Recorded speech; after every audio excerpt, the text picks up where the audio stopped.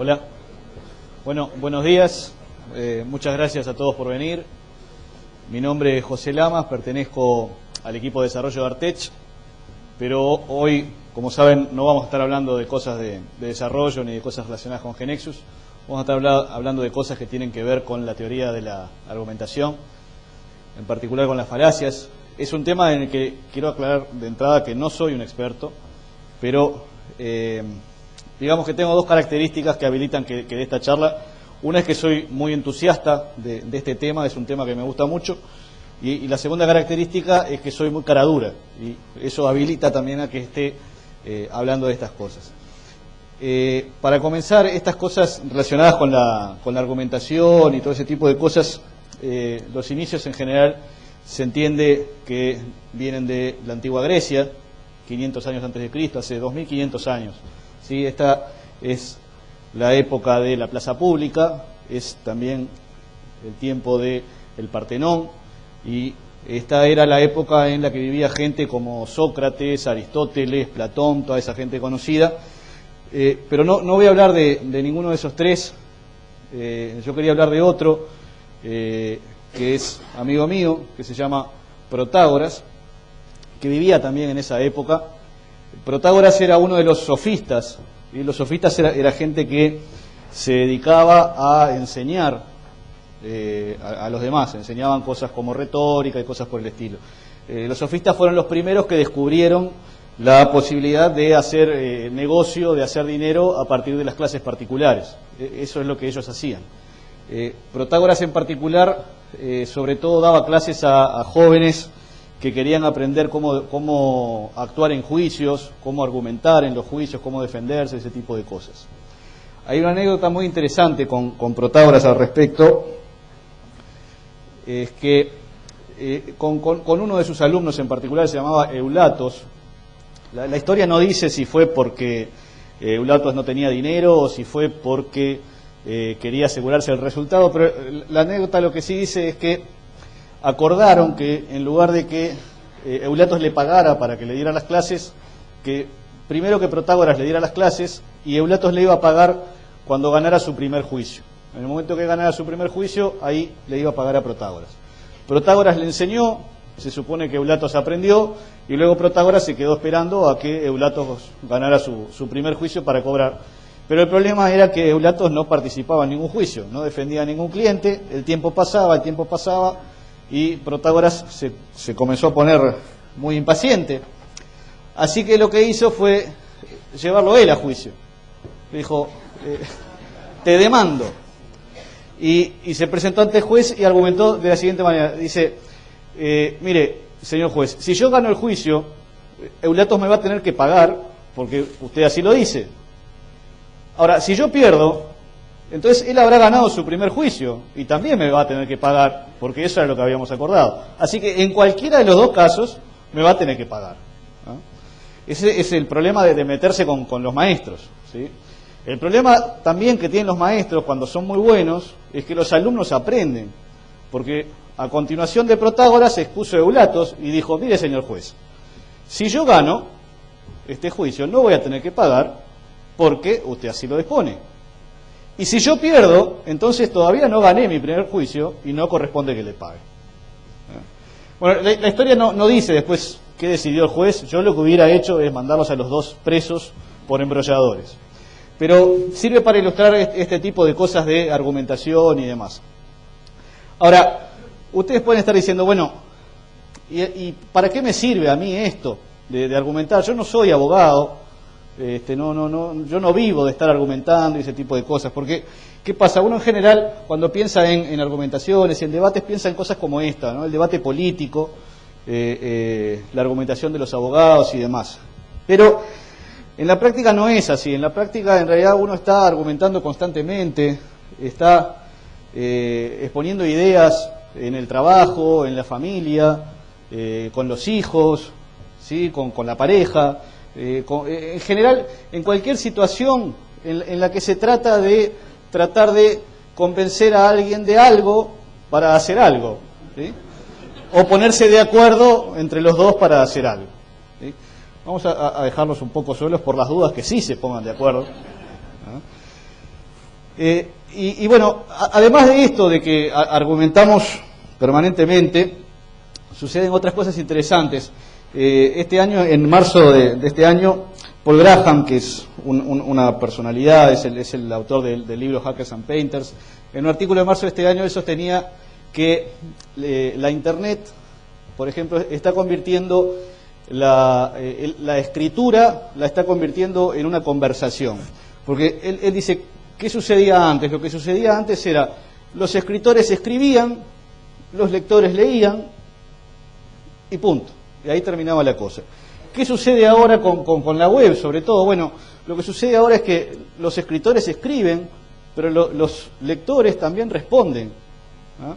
Y lo hacen cada vez más, y responden en comentarios, responden en foros, responden escribiendo en sus propios blogs, lo cual los transforma en escritores, que a su vez tienen lectores y demás. Entonces, el tema es, si nosotros estamos argumentando cada vez más, si nosotros argumentamos en muchos aspectos de la vida, es importante, es fundamental que sepamos cómo hacerlo bien, que sepamos las reglas de cómo argumentar bien y que sepamos cómo no argumentar, cuáles son los errores que puede haber en nuestras argumentaciones, ¿sí? Las falacias son errores como esto o como esto. Esta es interesante porque lo más divertido es lo que no está. Pero las falacias son errores en el razonamiento, ¿sí? Esos eran errores de construcción, las falacias son errores en el razonamiento, son errores lógicos, son formas de razonar que desde el punto de vista lógico no son correctas. Para dar un ejemplo bastante concreto y que muestra lo que es una falacia. Nosotros sabemos que cuando llueve, lo que sucede, entre otras cosas que suceden, es que la calle se moja, ¿sí? Sabemos que si llueve, la calle se moja. Y esa simple premisa nos permite deducir un montón de cosas en diferentes situaciones. Por ejemplo, si vemos que está lloviendo, podemos deducir que la calle se va a mojar, ¿ah? También si vemos que la calle está seca, decimos, bueno, no está lloviendo, porque si hubiera llovido, la calle se hubiera mojado, ¿ah? Y por contraparte también decimos, bueno, si la calle está mojada, es que está lloviendo, ¿sí? Y ahí cometimos la primer falacia de esta charla, ¿sí?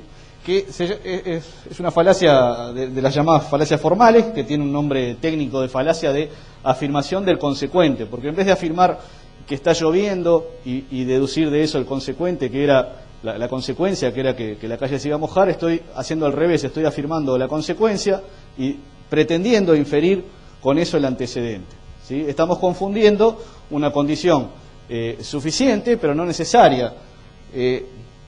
A ver, en la mayoría de los casos es verdad, y por eso tiene tanta fuerza esto, porque la mayoría de las veces uno mira, ve la calle mojada y dice, sí, está lloviendo, y le emboca. Y por eso tenemos también esa tendencia a razonar de esa manera. Pero en rigor, desde un punto de vista lógico, la calle podría estar mojada por cualquier otra razón. Por ejemplo, porque mi vecina salió y manguereó, o cualquier otra cosa por el estilo, ¿sí? Entonces, las falacias son cosas muy importantes, tan importantes que pueden estar relacionadas con el dinero. Me voy a matar en cualquier momento con esto. Para ilustrar qué tan fuerte puede ser una falacia, déjenme contarles que, por ejemplo, existe un país cuya principal fuente de ingresos está basada totalmente en una falacia, ¿sí? Y que incluso en otro país hay una falacia que determinó que en el medio del desierto se construyera una ciudad entera, ¿ah? En realidad son dos falacias muy relacionadas, que son la falacia del apostador y la falacia de las buenas rachas o de las malas rachas, que son falacias que están detrás de la mayoría de los juegos que combinan azar y apuestas, ¿ah? Ahora que les dije que se trata de azar y apuestas, quizá ya hayan adivinado que el país cuya principal fuente de ingresos está basada en esa falacia es el Principado de Mónaco, ¿sí? Su principal fuente de ingresos es justamente el turismo y en particular las ganancias derivadas de los casinos y demás. Miren que por aquí hay lugares libres, la gente que está parada. También es posible que hayan ya adivinado que la ciudad a la que me estaba refiriendo es la ciudad de Las Vegas, ¿sí? Que si bien en rigor no se construyó exactamente para los casinos, pero digamos, antes de los casinos era una estación de tren en el medio del desierto, ¿sí? Un pueblito pequeño con una estación de tren, y debe toda su fama, su tamaño, la cantidad enorme de riquezas que mueve al tema del dinero. Pero volvamos a Mónaco, que es donde se desarrolla la siguiente historia que yo quería contarles. Esto es el Casino de Monte Carlo en el año 1913, ¿sí? Resulta que una noche empezó a salir el color negro en la ruleta unas cuantas veces seguidas, 5, 6, 7 veces seguidas, lo cual no es nada poco usual. Es decir, suele darse que uno de los colores salga 5, 6, 7 veces seguidas, y no pasa mucho con eso. En general lo único que sucede es que alguna gente empieza a apostar al rojo, apostando a cuando vuelva a salir. Si ya salió varias veces el negro, bueno, voy a apostar al rojo porque debe estar por salir. El tema es que esta vuelta siguió saliendo el negro. Entonces salió, yo dije 6, 7 veces, no, salió 10, 11, 12 veces, y la gente empezó a mirarlo con más atención. Ya no eran unos pocos los que empezaban a apostar al rojo, sino que ya eran unos cuantos más, eran ya una mayoría. Para cuando llevaba el negro saliendo 15 veces, era una cuestión ya como una histeria colectiva, un pánico total, y todo el mundo a apostar al rojo como desesperado, duplicando, triplicando las apuestas, poniendo todo lo que tenían, y el negro seguía saliendo. Y lo que esta gente decía era: tiene que salir el rojo, la posibilidad de que vuelva a salir el negro otra vez tiene que ser menor a una en 1.000.000, ¿sí? Y entonces me juego todo al rojo porque acá me lleno de oro. Bueno, esa noche el negro salió 26 veces seguidas, ¿ah? Y se fundieron un montón, y el casino se llenó de plata, porque todo el mundo apostaba que el rojo tenía que salir, el rojo tenía que salir, y el negro seguía saliendo. Es una situación extrema, es un caso, es un récord, 26 veces seguidas. Y lo que ilustra es la falacia que cometemos con esto, que es perder de vista que los hechos aleatorios son estadísticamente independientes. Es decir, nosotros tendemos a pensar de que, justamente, que si ya salió el negro varias veces, entonces ahora tiene que salir el rojo para compensar, ¿sí? Y en realidad, cuando los eventos son aleatorios, no tienen memoria. Es decir, la pelotita, la bola de cosas no tiene memoria, y sabe que ya salió varias veces el negro y dice, bueno, voy a salir un poco el rojo para... ¿no? Y lo mismo la ruleta. Ahora, está pensada, diseñada para eso. Una ruleta está justamente hecha para que los eventos ocurran en forma aleatoria y que no haya ninguna dependencia entre lo que pasó las 25 veces anteriores y la siguiente, ¿ah? En cualquier caso, si la ruleta estuviera mal diseñada, y yo lo que veo es que salió el negro 25 veces, en todo caso tendría que ser una muestra de que la ruleta está mal hecha y que tiene cierta tendencia a que salga el negro. Y desde ese punto de vista, lo más racional hubiera sido, en todo caso, seguir apostando al negro, ¿no? La otra falacia que yo les decía que está relacionada con esto es muy similar. Se llama la falacia de la buena racha o de la mala racha, que es eso de que yo gané ya 2 o 3 veces y digo, hoy es mi noche, estoy de suerte, estoy con una buena racha, así que voy a empezar a apostar más, porque estoy de racha. Y la contrapartida es la otra: perdí varias veces y entonces, bueno, apuesto chiquito para mantenerme hasta que me vuelva la suerte, y ahí entonces empiezo a aumentar. Y es, en definitiva, el mismo problema. No existe, digamos, buenas rachas ni malas rachas. Si son eventos aleatorios, no funcionan de esa manera. Bien. La siguiente historia que quiero contarles ocurre en Moscú en febrero de 1956. En esa ocasión se desarrollaba el 20º Congreso del Partido Comunista. Era el primer congreso del Partido Comunista posterior a la muerte de José Stalin, que había sido en 1953. La figura predominante, quien venía, digamos, mostrándose como el líder sucesor, en ese momento era un señor que se llamaba Nikita Khrushchev, ¿sí? El congreso hicieron varios días, con participación de la prensa, aunque luego había cierta censura en lo que mandaban. Y sorpresivamente luego agregaron una sesión un día más, que era una sesión secreta, y prohibieron que entraran los periodistas para que no se supiera qué era lo que se estaba hablando allí. Por supuesto que se supo después, como sucede siempre con las sesiones secretas, ¿no? Acá tenemos siempre las sesiones secretas del Parlamento que salen en búsqueda. Fulano dijo tal cosa y aquel le contestó lo otro. Son secretas, pero búsqueda aparece.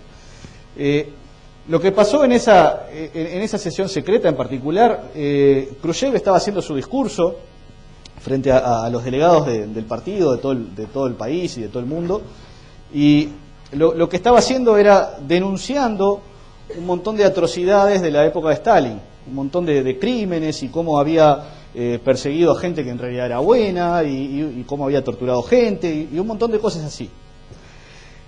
Y en determinado momento, mientras Khrushchev hacía ese discurso, desde el público alguien gritó: ¿y dónde estabas tú, Nikita, cuando todo eso sucedía? Khrushchev paró el discurso y dijo: ¿quién dijo eso? Que se levante ya. Igual que acá, silencio total, y no se levantó nadie. Y Khrushchev dijo: bueno, ahí, compañero, es donde yo estaba. ¿Por qué quería contarles esta historia? Bueno, esta historia lo que nos ilustra es la falacia, lo que se conoce como la falacia del argumento ad hominem, que es nada más que un nombre pomposo, como muchos de los que tienen estas falacias, para decir que es un ataque al hombre, ¿sí?, en lugar de un ataque a la idea. Es decir, uno usa un argumento ad hominem cuando en lugar de argumentar acerca de la idea que se está discutiendo, si es buena o es mala, directamente lo que hace es atacar a quien la está exponiendo. Alguien me está diciendo algo y yo le digo: ¿sabes qué? Sos un estúpido. ¿Ah? Eso es un argumento ad hominem. Y en general tiene efecto, eso es lo malo, porque sí, por lo menos tiene el efecto de distracción. La mayoría de las veces sirve para derivar la conversación en discutir entonces si mi oponente es un estúpido o no. Se empieza a defender. Es decir, no siempre es que le digo que es estúpido, a veces que le digo que es corrupto, que le digo que cualquier otra cosa, y entonces él dice: no, mirá, yo no soy corrupto, porque eso que estás diciendo en realidad es mentira. Y se derivó la cosa totalmente de el tema que se estaba discutiendo. Otras veces viene la contraria, ¿no? Es decir: ¿sabe qué? Usted es un imbécil, me contesta él. ¿No? Eso lo hacemos desde chicos, que te recontra, para vos y para todos tus parientes, y lávate los dientes con agua caliente. ¿No? Desde chiquitos aprendemos eso, que es el argumento ad hominem. Que ya les digo, no siempre es tan crudo, tan visible, muchas veces es mucho más sutil, con matices, e incluso tiene variaciones. Una de las variaciones es esta, el argumento directo contra la persona: usted es tal cosa. Otras veces toma la forma de el ataque a las intenciones, ¿sí? Lo que estás diciendo, claro, vos lo decís porque en realidad vos tenés interés en eso, ¿sí? Vos argumentás de que los jubilados deberían ganar más porque, claro, vos sos jubilado, a vos te conviene, ¿sí? Y es una forma también de atacar a la persona y no a la idea. La jubilación puede ser buena o mala, que aumente independientemente de si yo estoy interesado o no, ¿sí? Otra variante conocida es la que... Todos estos son nombres bastante divertidos. Hay una que se llama tu quoque, que aparentemente en latín es tú también, ¿sí? Alguien me dice algo y dice: ¿por qué vos sos un corrupto, hiciste esto, hiciste aquello? Le digo: ¿qué hablás si vos hiciste lo mismo? ¿No? ¿Qué me hablás de contaminación si vos tenés tales otras cosas? Ese tipo de argumentos, en definitiva, no tienen nada que ver con lo que se está discutiendo y están solamente yendo hacia la persona. Bien, quiero contarles otra historia más. Para eso vamos a seguir viajando en el mundo y en el tiempo. Ahora nos vamos a los Estados Unidos, a la década del 70. En realidad la cosa empieza un poco antes, en la década del 50, con este señor, el que ven allá arriba, se llamaba Robert Young, era un actor que participaba de este programa de televisión, Papá Sabe, ¿sí? Que era un programa muy popular, y recuerden que en aquella época, es decir, en una época en que no había cable, ¿sí?, en que no había control remoto, para cambiar había que levantarse hasta el televisor y cambiar. Cuando un programa de televisión era popular, era realmente popular, ¿sí? No como ahora, que salvo Bailando por un sueño, los demás, bueno, no es seguro como era antes de que todo el mundo lo había visto cuando yo hablaba el otro día en la oficina.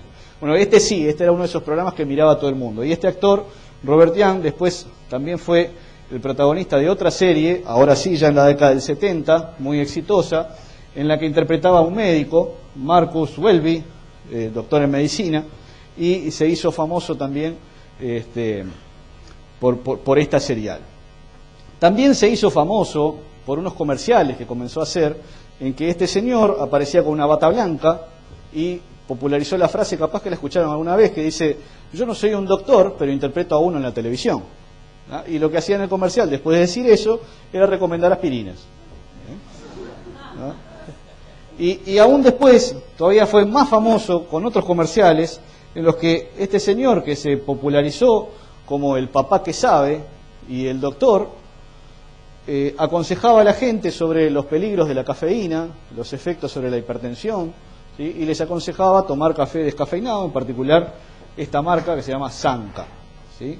Sanka, el nombre viene por Sans Caffeine, ¿sí? Café descafeinado. Estos comerciales tuvieron un efecto brutal. La marca esta rápidamente pasó a dominar el mercado de los cafés descafeinados. Fíjense que tiene un color naranja, que es un truco que se usa mucho en publicidad, de poner colores llamativos o cosas llamativas para que pueda ser fácilmente encontrado en las góndolas de los supermercados y demás. Y tan fuerte fue la asociación con el naranja, que hoy en Estados Unidos, si ustedes miran los lugares donde hay jarras de café para servirse, la jarra de café descafeinado tiene una manija naranja, para que se asocie al café descafeinado. Y viene todo de esto. ¿Qué es la falacia que estamos hablando en este caso? En realidad, en este caso son dos falacias combinadas. Una es la falacia de la apelación a la autoridad, ¿sí? Si bien este señor no era un doctor, la gente lo tenía irremediablemente asociado con la figura del doctor, ¿sí? Incluso aunque dijera: yo no soy un doctor, aparecía con su bata blanca y la gente al que veía era a Marcus Welby, ¿sí? Y al padre de familia que sabe, ¿ah? Y entonces ahí había una asociación fortísima que le daba potencia a este comercial. La otra falacia en la que está combinado esto es parecida, que se llama de apelación a la celebridad, ¿sí? El asociarme con alguien célebre. Aparece alguien famoso que toma café Sanka, y si yo tomo café Sanka, me voy a sentir que soy como el actor famoso, ¿sí? Y así aparecen cosas absurdas de cantantes apoyando candidatos políticos o cosas por el estilo. Es decir, ¿cuál es la falacia ahí? Que no tiene nada que ver el campo en el que uno se mueve con el argumento que está apoyando, ¿sí? Que el señor sea un actor que interpreta a un doctor no lo convierte en una autoridad en medicina, ¿sí? Que el actor sea famoso no quiere decir que sabe de política, o que sus argumentos tienen más valor que el mío, ¿sí?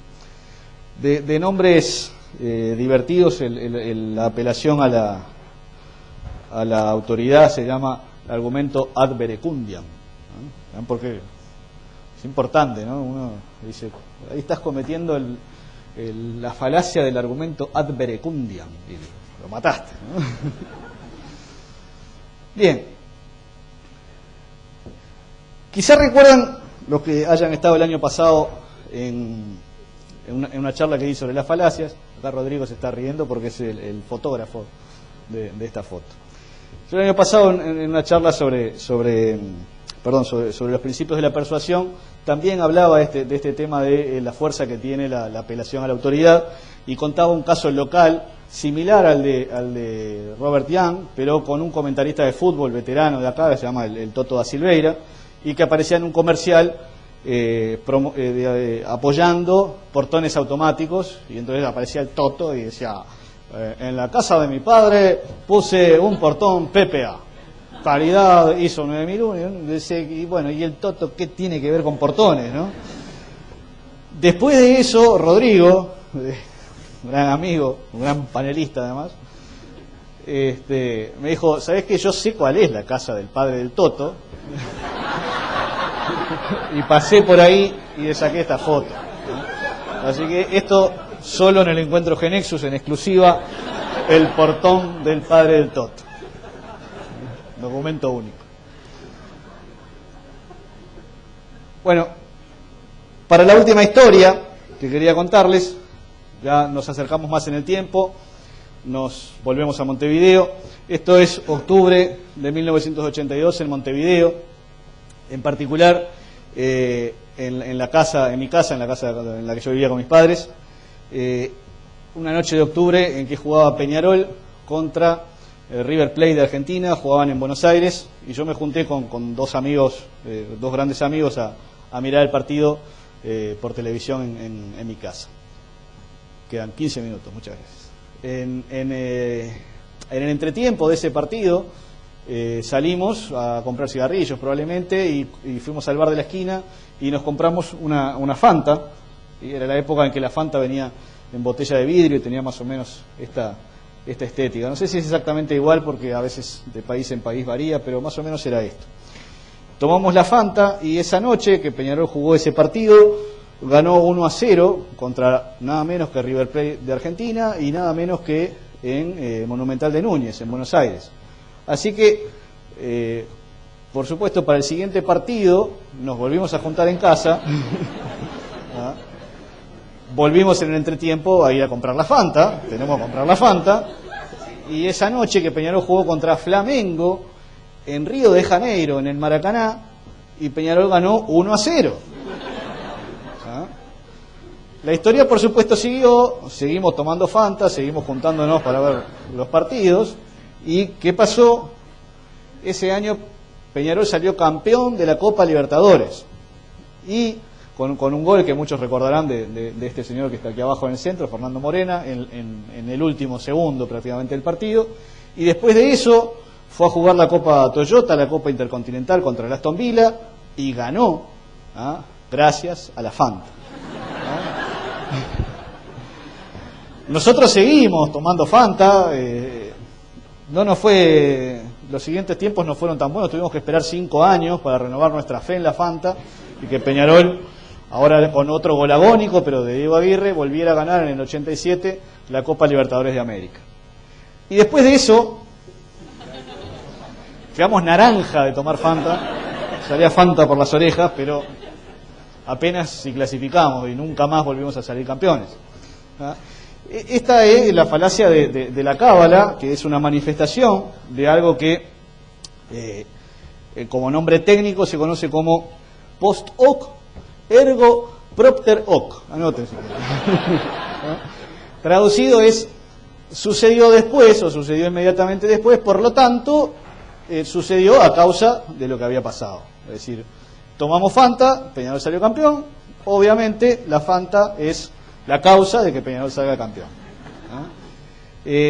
Hay otra, por supuesto, se da mucho, digamos, no solamente en esto de las cábalas, se dan cosas más rutinarias, en que uno ve cosas que son similares y que pueden tener cierta relación que pueden, digamos, es factible que hubiera una relación de causa y efecto, pero que solo por el hecho de que se dieron una después de la otra asumimos que efectivamente hay una causalidad, y eso es una falacia porque no necesariamente es así.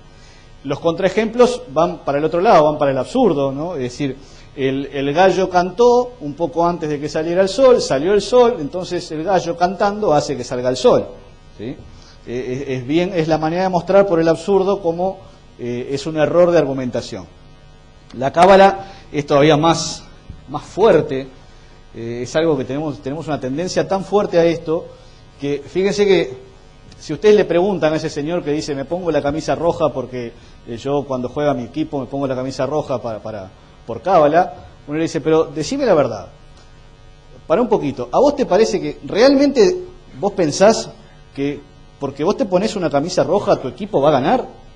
Dice, no, obvio que no, ya sé que no, pero lo hago por cábala.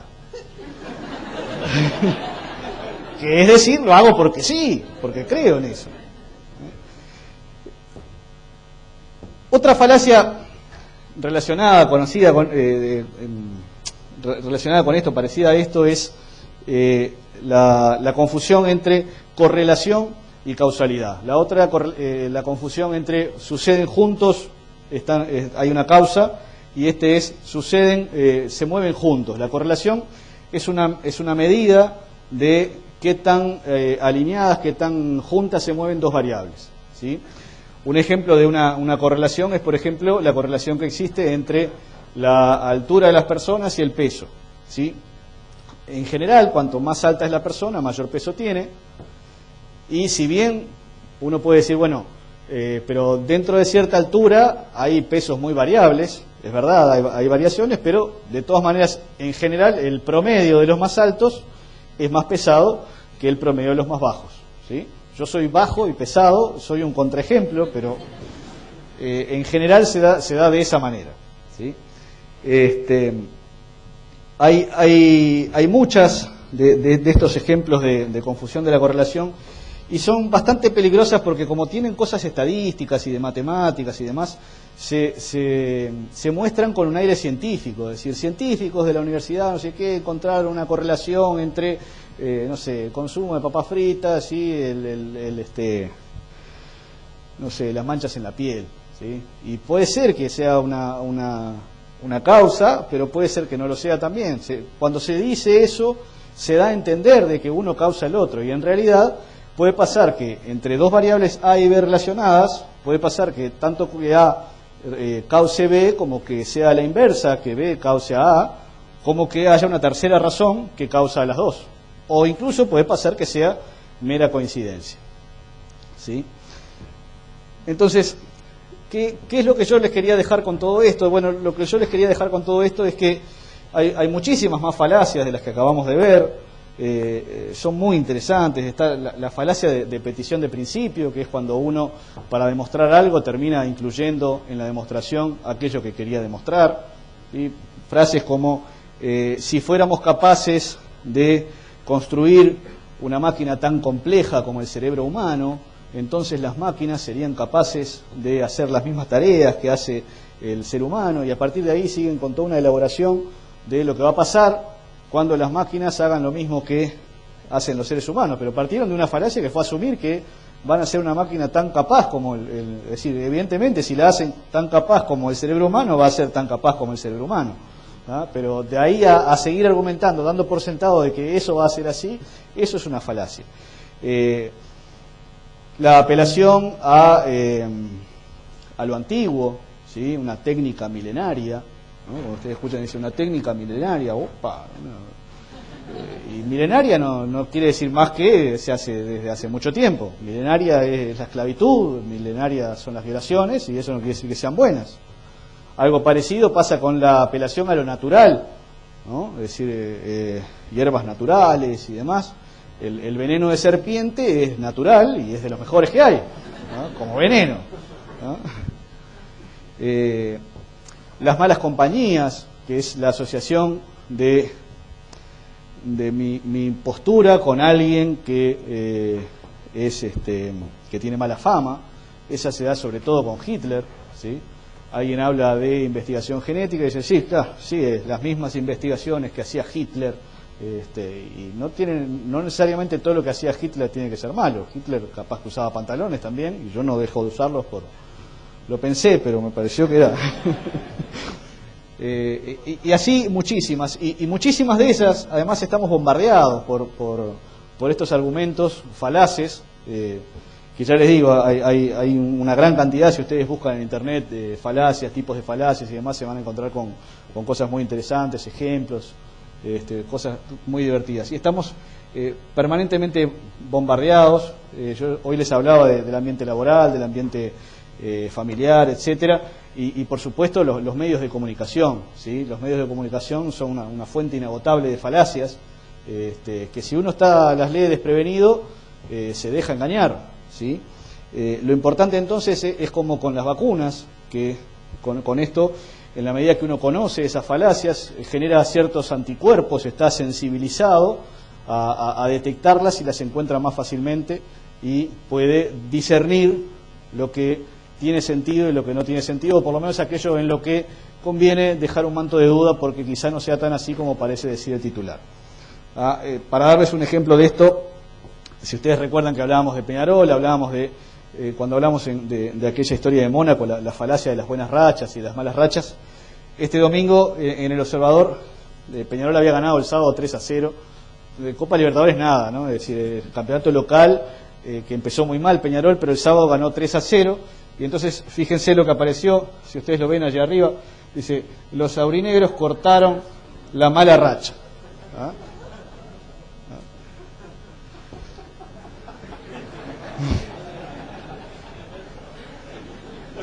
Una correlación no es una causalidad. Amigos, mi propuesta es que conozcamos las trampas que hay, que aprendamos a detectarlas, que no nos dejemos engañar, que argumentemos de mejor manera, porque creo que esa es la mejor manera de llegar a la verdad. Muchas gracias.